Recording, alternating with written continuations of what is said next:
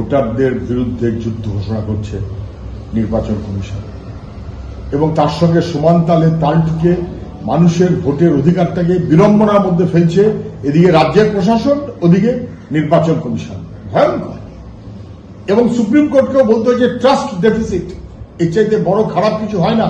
Judiciary ঘাড়ে পড়ে গেল। এখন কি বলছে, একটা প্রক্রিয়া চালু হওয়ার পর রোজ রোজ নতুন নতুন ইনস্ট্রাকশন।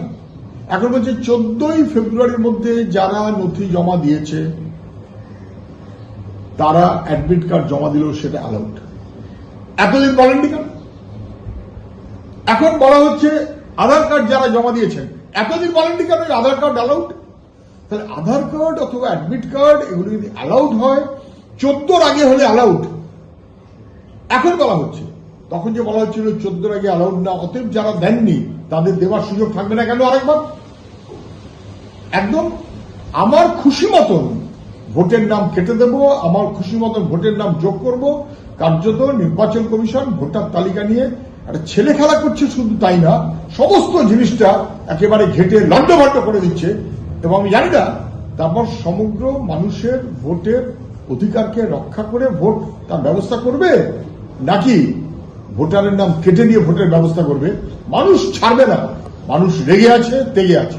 রায় এক এক সময় এক একটা কথা বলে ফেলেন, তারপর নিজেও সেসব কাজে হয়তো যুক্ত হয়ে যান। মদন মিত্র বলে সৌগত রায় ওদের প্রশ্রয় দিয়েছে, সৌগত রায় বলে মদন মিত্ররা প্রশ্রয় দিয়েছে।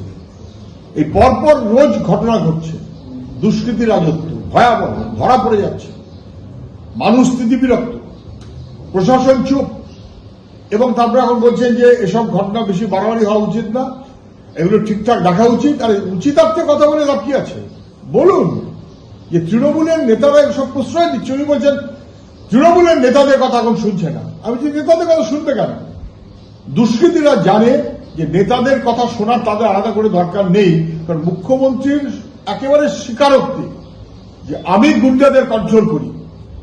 সৌগত রায় বুঝতে পারছেন কি যে আসলে পুলিশ মন্ত্রী নিজে গুন্ডাদের কন্ট্রোলে আছে এবং উনি ওই দলের এমপি। ভয়ঙ্কর দুর্ভাগ্য আমাদের বাংলার মানুষের।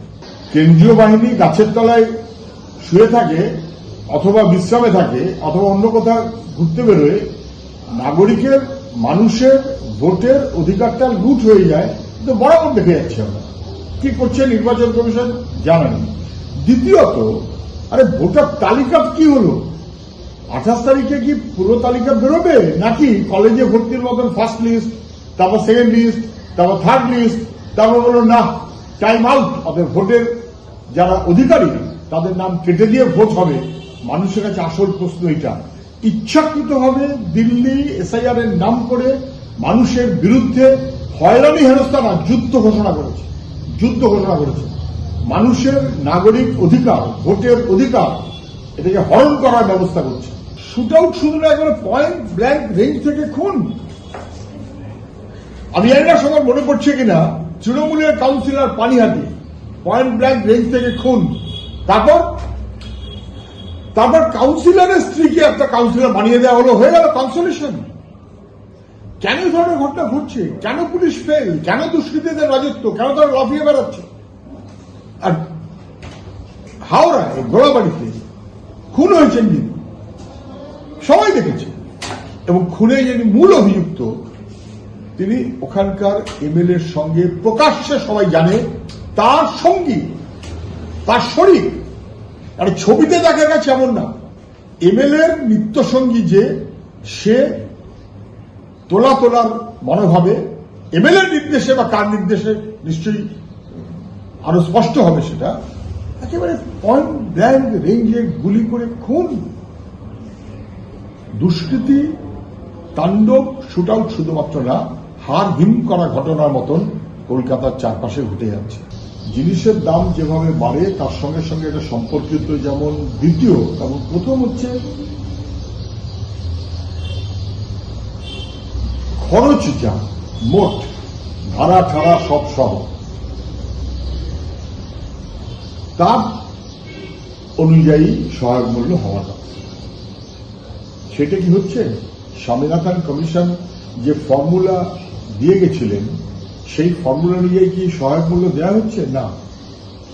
এবং সাধারণ গরিব চাষি সহায়ক মূল্য ঠিকঠাক পাচ্ছে না, কখনো একটু বাড়ানো হচ্ছে, কখনো চুপচাপ থাকা হচ্ছে।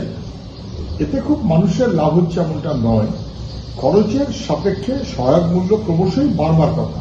এটা যাতে দারুণ বাহানা হয়ে গেছে এমন ভাব দেখানো উচিত না। দিল্লি সরকার ভাবছে ভোটের জন্য এটা কি করলাম বুঝি।